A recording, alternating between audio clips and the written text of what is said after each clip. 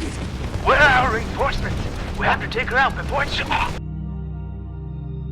The exact origin of the creation is shrouded in secrecy and mystery. Even within the Epsilon army, only the select few in its upper echelon have even a speckle of knowledge pertaining to her true nature. Purportedly, Libra is the most powerful psychic in the Epsilon ranks, possibly rivaling or even eclipsing Yuri himself. Yet ironically, she is incapable of establishing a mind control link with her targets, seemingly caused by her extreme personality issues. Instead, her powers have manifested themselves in other, more direct psychic feats.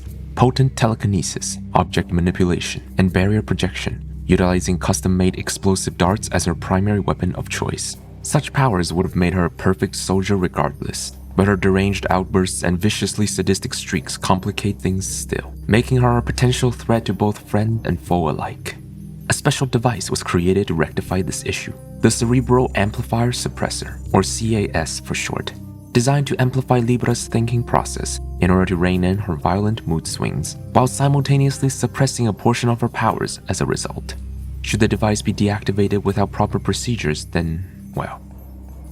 Although the CAS is outfitted with countermeasures against EMP, Yunru's attack is more akin to a DDoS strike, overloading the CAS with useless clutters of data. The attack caused Libra to go berserk once again, a violent rampage throughout the region, decimating not only the Chinese, but also the already dwindling Epsilon forces in the area. Additional units had to be called in for an emergency retrieval of the creation, who was eventually pacified and brought back alive to Yuri. Yunru, on the other hand, had fled the vicinity with what's left of their forces. To go after her would require even more troops to be deployed. Hopefully with the Centurion destroyed, she won't be able to run far.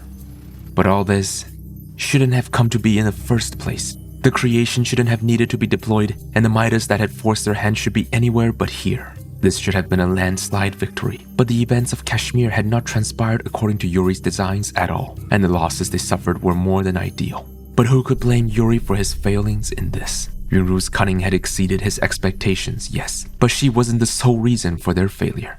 Indeed, as calculating and visionary as Yuri is, even he could not have planned for a betrayal by his own forces.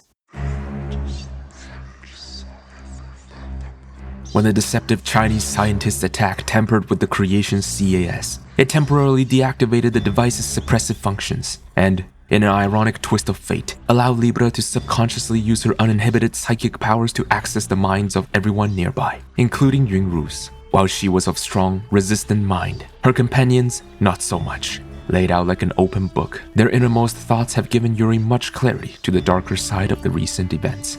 Behind the scenes, Yunru had been secretly orchestrating a rebellion within the Chinese military, somehow convincing many of their officers to join her cause. Disseminating this information to the Chinese leadership should make them turn on her. But that's not what Yuri's interested in the most. Something else had been made clear to him. Yunru had done so with the help of someone from his own camp, someone whom Yuri trusted, someone who's been strengthening his connection in Asia ever since the events in Xizang. Rashidi. In exchange for advanced technology, the Scorpion leader had made a pact of sorts with the Chinese scientist and offered her the last Midas warhead he had seized. That would explain why they couldn't find traces of the warhead when it was presumed to be destroyed. Rashidi's men likely dismantled and transported it with drillers, just like they did with the old chronosphere. Back then, his troops must still have been among the Chinese forces when the order was given to march on Kemerovskaya, where they lost the warhead. He had used this knowledge against Yuri. But why? Why did he betray Yuri? Why back out of their agreement now, just as their enemies are clawing their way back? No, this betrayal had been a long time in the making. Was the seed planted before the events of Kemerovskaya? After? Or did it start all the way back in Xizang? Mind-controlled puppets aside, the loyalty of his own men was never something Yuri thought he'd have to question. And it being Rashidi of all people, after all they had went through. The unraveling of the Kashmir event had produced more questions than answers, but it's pointless to try to get to the bottom of it anyway. Only one thing is for certain. The traitors must be punished. Unity within the Epsilon is imperative, now more so than ever. And such tumors must be cut out before they metastasize.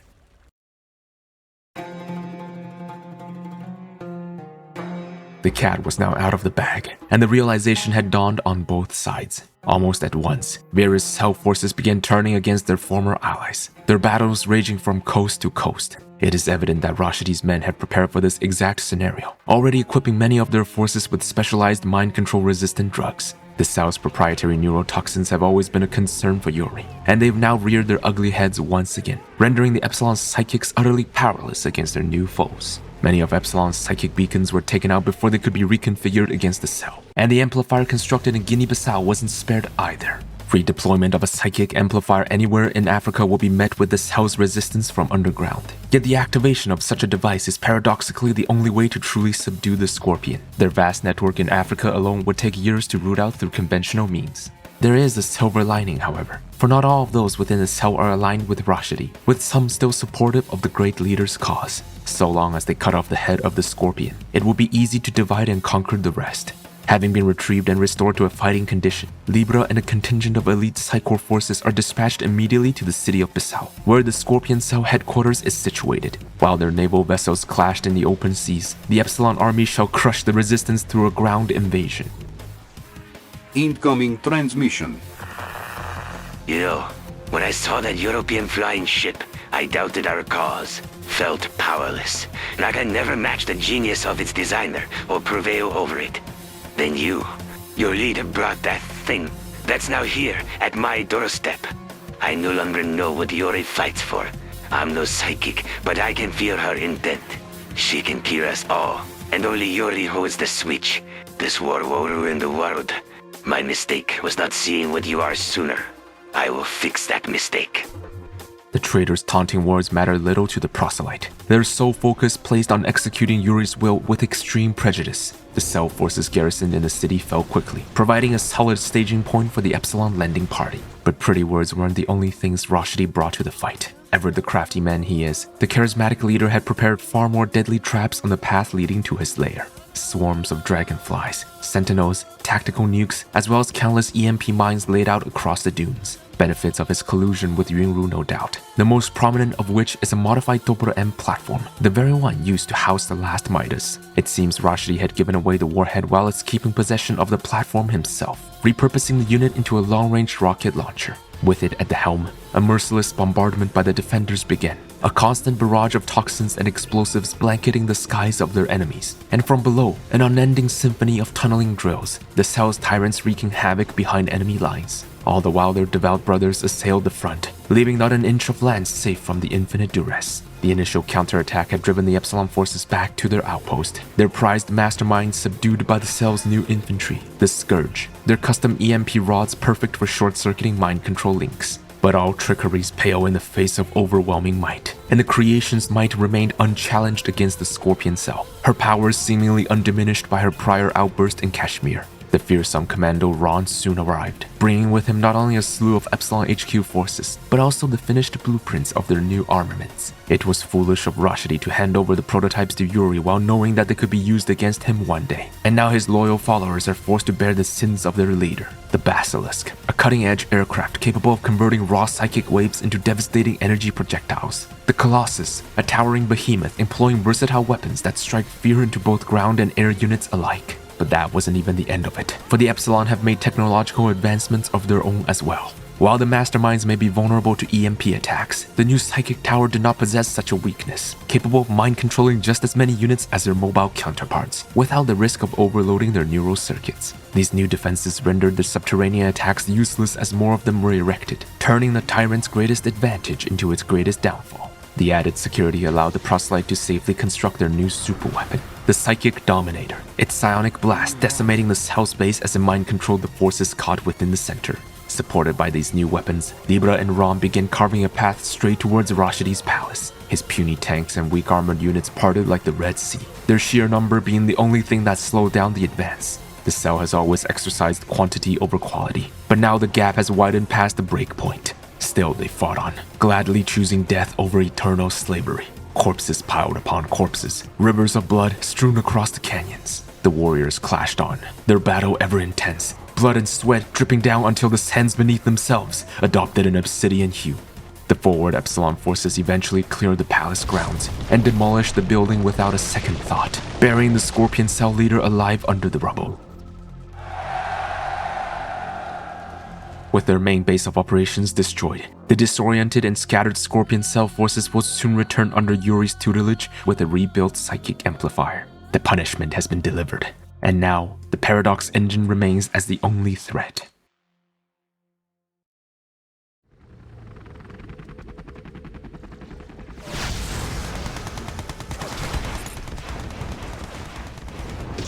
All right, this bacon's neutralized. Send in the cavalry.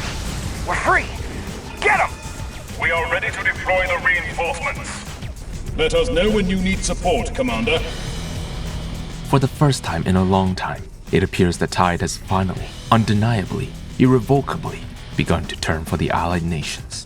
Tactical strikes on Psychor bases along the Atlantic coast and various Scorpion Cell settlements in North Africa have all been successful in the past few weeks. What started out as a haphazard attempt to salvage their botched defense had become the turning point of their resistance. Although the premature launch of the Paradox engine, as well as the repeated use of Time Freeze and the Chronosphere, had caused serious energy concerns for their mobile headquarters, the attack on a Psychor base in Tenerife had luckily resolved that matter before it was too late.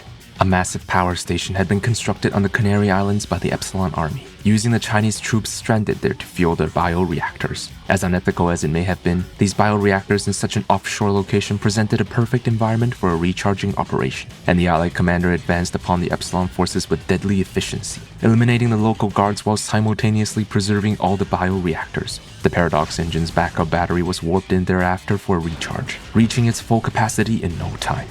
As an added bonus, this facility turned out to be the primary power distribution center for the Epsilon bases in Western Europe, and its loss had crippled many of their bases in that region. The remaining French rebels seized this window of opportunity to rendezvous with the Paradox expedition, providing much-needed manpower to the journeying allies.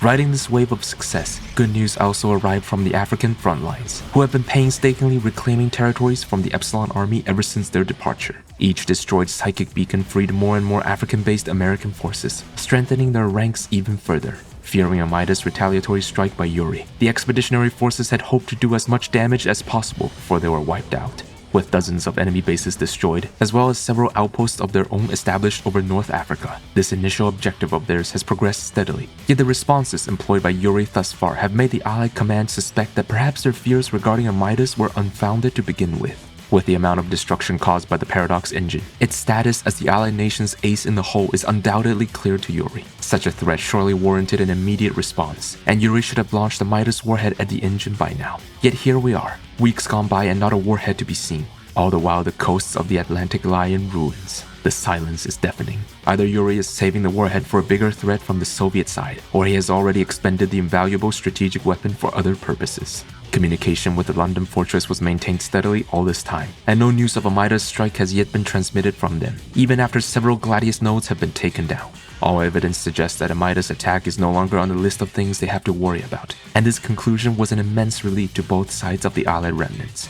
Even with that being said, however, their guard can't be let down just yet, now that he has witnessed what a few dying embers is capable of accomplishing. Yuri seems more determined than ever to snuff out all forms of resistance. The Epsilon invaders continue to inflict extensive losses on the UK defenders, albeit at a crawling pace thanks to the Ultradomes, large structures that coordinate and enhance their nearby defenses. Acting in the principle of defense in depth, those left on the British Isles still have much fight left in them. Rather than worrying about the home front, the Paradox expeditionary forces should be placing their attention elsewhere at the moment. As fate will have it, a swallow following the winds of war has reached their nest, and with it comes both omens and blessings. You wanted me? Here I am. Not long after the Paradox engine's full recharge on Tenerife, the expeditionary forces received a distress signal originating from Central America, identifying themselves as the Pacific Front remnants from Asia who had fled to Australia 2 years ago under the leadership of Tomokawa Norio. While they established strongholds meant to stand against the Soviets, Yuri's sudden uprising had caught them by surprise. Despite some initial success, their defense efforts eventually crumbled following the addition of new ballistic subs into Yuri's navy. These new Reshev submarines are equipped with psychic encapsulation drives more powerful than the ones installed on the basilisks, firing huge psionic blasts, the destructive power of which is eclipsed only by the psychic dominators. Their devastating firepower, coupled with Epsilon's mind control arsenal, made short work of the Australian coastal defenses, forcing the PF remnants into exile once again. Not all is as bleak as it seems, however, as there have been rumors regarding an uprising within the Chinese ranks, which has led to most of their fleet withdrawing from the Pacific theater. With this added leeway, the PF remnants managed to get in range to contact the Paradox expedition moving through the Atlantic. With the help of Special Agent Tanya, the PF remnants successfully penetrated the Epsilon blockade in the Panama Canal, allowing them to reach one of the last remaining Pacific Front outposts on the US Virgin Islands. This particular site, established by the KI after the destruction of their joint facility with Steinstech in Allensbach, had been keeping a low profile ever since the Soviets took down the Mercury uplink in Hawaii, secretly delving deeper into the realms of weather manipulation technology. Great strides were made by the scientists here in their years of solace, culminating in the completion of the weather control device. As the name suggests, the device is capable of manipulating weather patterns, the most destructive expression of which is its ability to form storm clouds over any location on the battlefield, unleashing powerful bolts of lightning that turn their targets into ash in an instant. Supposedly, the research is now ready to be returned to the Allies for use against their enemies, but the recent increase in Epsilon activity in the Atlantic had exposed the base to Yuri's forces. The defenders would certainly need help to take out the surrounding hostiles, else they risk letting the first fully working weather controller be destroyed, or worse, captured. While the Allies cannot afford to relocate the entire Paradox expedition towards the Virgin Islands, Siegfried still elected to send in a strike force consisting of himself and the Allied commander. Their tactical abilities should prove sufficient in aiding the defense, not to mention the support by the PF remnants. On the side, Norio has also apologized for the dishonorable actions of his fellow combatants on the American soil in the past. For now, that'll have to do. There are bigger matters at hand. With the recent fall of the Americas, the Epsilon army has ample forces free on their hands, and wasted no time encircling the research base. It appears they have already obtained information of the weather controller, and have deployed extensive forces to the area, in addition to mind-controlled American and Confederation units. Compared to their imposing fleets, the meager defenders on the Virgin Islands would have been wiped out without question.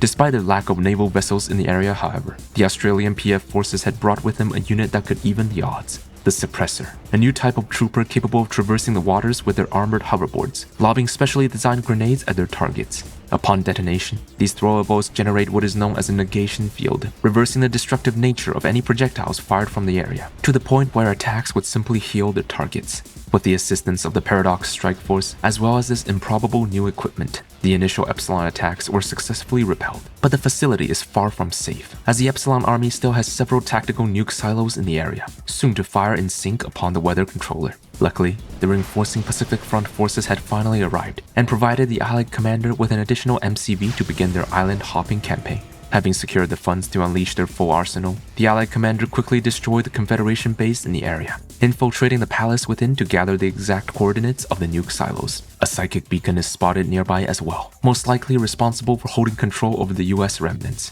Hoping to resolve the battle as soon as possible, the Allied commander sailed his navy straight towards the beacon, but were thwarted by a new foe rising from the depths. The Epsilon army had learned much from their defeat at the hands of the Allies in the Atlantic, and Yuri soon realized that his small and fast mini-subs were not enough to engage the powerful Allied vessels. The Nautilus-class magnetic sub is the answer to that problem, its durability and firepower far outclassing the Piranha, not only capable of dishing out heavy punishment with its Type M torpedoes, but also trapping the enemies with its onboard magnetic field, leaving them a sitting duck for Yuri's other underwater units. This, however, was not enough to stop the Allied advance, for they too have continued their development of new warships. The Siren Frigate, a nimble unit equipped with a neutron blaster to erase its targets much like the Chrono Legionnaire does, but has also received an upgrade from the research base in the form of a negation shield generator, turning any damage dealt to the Siren into a reconstructive effect. Its skill set seems tailor-made for dealing with Epsilon's elusive submarines, preventing them from submerging and disappearing before anyone could react. Faced with a terrible matchup, the Nautilus subs had little chance to shine in their maiden battle, quickly giving way to the advancing allies.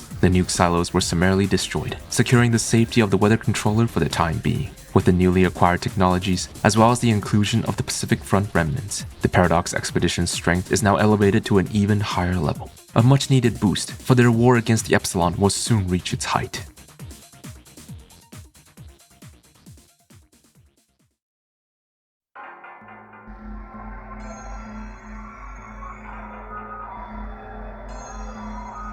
The avaricious Soviets' warmongering had finally taken its toll, and now they too have suffered the Mad King's golden touch. With the loss of a large portion of their standing army, as well as the death of their irreplaceable hero, the Latin Confederation, whose homelands aren't even under their own control anymore, has in essence been annihilated in all but its name. Its scattered remnants are integrated into the Russian forces, whom by now have retreated from Chinese soils. Those stationed in Shanghai, without reasons to continue holding set place, has set sail for Vladivostok to regroup with their forces in the Far East. The events of Kashmir had led to considerable losses even by Soviet standards, and they have to conserve as much fighting power as possible for any future plans. Despite the total fiasco it ended up being, the Chinese campaign was still somewhat fruitful. Thanks to the technology acquired from the Chinese facilities, little as it may be, the Soviets are still able to push forward. By analyzing the intel retrieved from Kashmir and utilizing the Chinese hacking tech to re-establish comms with that unfinished military satellite network of theirs, the Soviets now have a much better grasp of Yuri's troop allocations in Europe and Asia. This, combined with Colonel Krukov and Reznov's investigations in Europe, has given the Soviets a chance to reassess the situation on the continent. Apparently, the London fortress has fallen to an attack from the Epsilon's flying fortress, known as the Irkala, with its coasts just recently overrun by their forces. With the last Allied Central Command gone, the Soviets were able to regroup and recollect whatever troops and equipment they could salvage from the continent. The two colonels' innate resistance to mind control allowed them to sabotage a great deal of psychic beacons on their journey, freeing many Soviet forces under Yuri's command.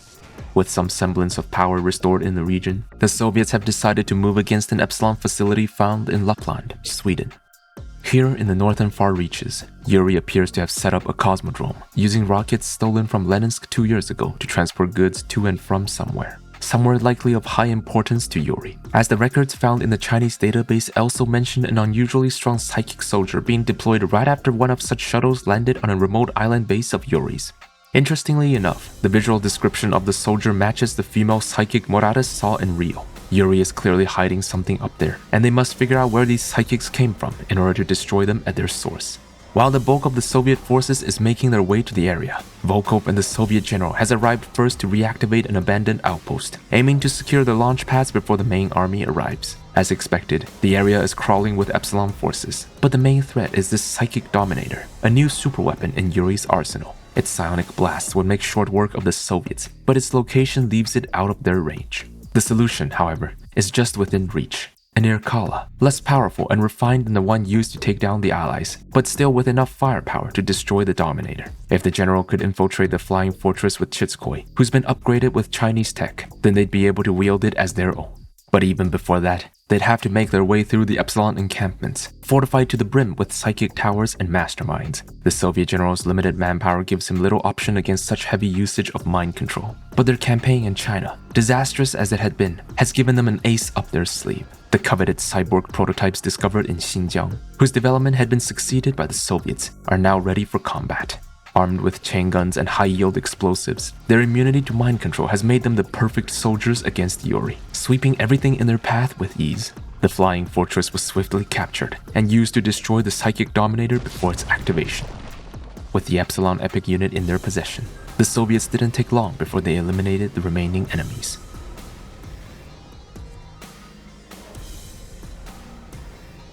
These shuttle records, they're coming from the moon. The captured space shuttles had surprised the Soviets with their onboard data, built on a far more advanced technological level than the ones stolen from the Leninsk Cosmodrome. These shuttles had been used to move Yuri's forces and resources to and from the moon. But the question remains, why? There is only one way for the Soviets to truly solve the mystery, one that is both physically and metaphorically out of this world.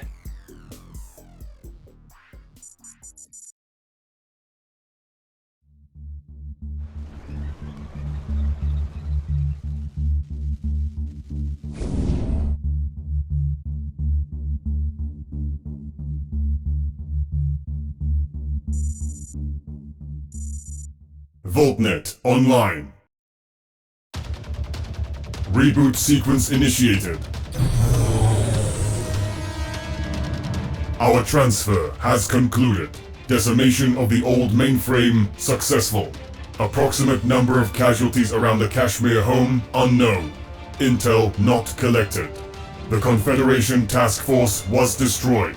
The Epsilon Task Force was destroyed. However, more were deployed. Centurion Siege Crawler neutralized. Architect is now in danger. Yuri's mind-reading instruments are likely still in active use in the Kashmir region. Caution advised. The PRC leadership seems to have realized there is an insurgency in their ranks as many of their commanders sided with us, forming the Revolt's council. Presence of new tech and that of the KI origin among our troops will be suspicious and deemed as treason. They will shoot without warning. The Chinese have been hell-bent on challenging Russia for too long, pushing towards a creation of their own highly advanced army through national research facilities, combined with appropriated tech over the years. Still, they remain blind to the true enemy, unaware of the looming destruction. As a result of their refusal to form an alliance against the Epsilon, our architect's life was in direct danger, and they failed to protect her. We had to act on our own, and convinced her and those who joined us to trust our plan. There is only one goal now. Put a stop to Yuri, the deceptive leader of the Epsilon. We have recognized him as the ultimate threat to all mankind, who will doom the world if left unchecked. Ryungru's life has been put at risk as a result of her actions, and now it is on us to guide her to safety. We are incomplete. Her survival is still mandatory for our evolution, and the growth of this revolt. Despite her best efforts, Ryungru's repeated warnings ultimately fell on deaf ears. Acting only in self-preservation, her short-sighted leaders turned a blind eye to the true enemy, the ruination that will consume the world as they know it. And now, the winds of destruction have reached their doorstep. No, they will stand idly by no longer. If the world is to end because of the pitiful ambitions of a few men, then the only choice left is to take matters into their own hands. This is a revolution that transcends boundaries. Its sole purpose is the defeat of Yuri. A world divided cannot stand against the coming storm, and only by overcoming their differences can they hope to defy fate. Ever since that eventful day, Yuri had been exhausting every method possible to convince as many as she could to join her cause. While their ranks grew as Yuri's threat became more apparent, Yuri and her crew recognized something the revolt sorely lacked: the tactical prowess and strategic brilliance necessary to lead them to victory. But a scientist's intellect is matched only by their ambition, and what they can't find, they'll create themselves. VOLKNET, a highly advanced artificial intelligence designed to assist the revolt as its supreme tactical commander. Awoken shortly after its relocation from the Kashmir home base, its diagnostics have deemed the situation beyond salvage. Time has come to part ways with the Chinese leadership, and the revolution shall begin here. When Yuri learned of Ryungru's secret dealings and plans through Libra, he leaked this information to the Chinese leadership in hopes of inciting a civil war. Growing paranoid from the string of sabotages they had suffered recently, the Chinese leadership barely hesitated before accepting the rumors as abject truths, ordering their forces in the Kashmir region to apprehend their chief scientist, dead or alive. While the revolt is unaware of Yuri's interference, they quickly adapted to the paradigm shift, devising a plan to extract Ryungru to safety. A prototype high-speed transport by the KI awaits at the Mangala Dam Lake, and Ryungru must board it to reach her next destination as quickly as possible. With the Centurion crawler destroyed, however, the revolt's strength in the Kashmir region is greatly diminished. With the Epsilon on the chase still, and the Chinese now turning against them as well, an all-out battle in the region would not favor them. After a brief assessment, VOLKNET has split the local revolt forces into two distinct arms. The first, responsible for escorting the remaining prototypes away to safety, evading as many hostile forces as they can to preserve their strength. With the Chinese on the lookout for units employing suspicious new tech, their presence would only jeopardize the success rate of the second arm, responsible for guiding Ryungru to the Mangala Reservoir. Foregoing the usage of any prototype weaponry, the rescue team was able to reach the architect without raising too much Chinese suspicion. The area nevertheless crawled with plenty of enemies, but that won't be enough to stop the revolt's advance. Let's hope we have enough firepower for this. Guide us, VOLKNET. Under the meticulous yet decisive orders of VOLKNET, the rescue team cut their way through the Chinese and Epsilon blockade, swiftly reaching the Mangala Dam Lake. A bloody battle ensued between the three parties, dedicating countless men to the elimination of Ryungru. Deploying nearly all of their reinforcements to the area, the rescue team held out just long enough until the escape transport arrived. Fleeing from the battlefield, Ryungru soon rendezvoused with the revolt's forces in Central Asia and began heading towards the Chinese airbase in Fort Shevchenko, Kazakhstan. There lies an experimental hypersonic jet, the Iron Wing, developed in cooperation with the Kanagawa Industries, and it is in fact the Kanagawa Industries that Ryungru must reach right now. If the revolt means to effectively combat the Epsilon army, then they must acquire new weapons that could resist mind control, weapons that the Japanese KI branch had been developing in the past 2 years under Chinese occupation. Ryungru's amicable relationship with them means that her survival is crucial to their inclusion into the revolt. While their prototype's convoy is heading towards Japan on the ground, Yunru must take it to the skies to reach the island nation as soon as possible. Time is of the absolute essence, and it won't be long before Yuri puts his master plan into action. With their numbers as limited as they are in the region, the unit accompanying Yunru hope to avoid as much bloodshed as possible, taking over a lone Chinese outpost on the path of least resistance. But the Psych War was not willing to let her go so easily, launching an amphibious assault through the Caspian Sea before establishing a psychic beacon in the vicinity. Mind-controlled Russians followed soon after, sandwiching the revolt's forces. Though they had wished to avoid as much fighting with their former comrades as possible, the time constraint placed on them by the psychic beacon gave the revolt little room for hesitation. When the fate of the world is on the line, even brothers in blood must turn against each other. Reinforcements were quickly deployed for the revolt, and their forces thrust through the Chinese defenders, seizing the airfield before the psychic beacon is able to activate. Yunru boarded the hypersonic jet and summarily departed for Japan.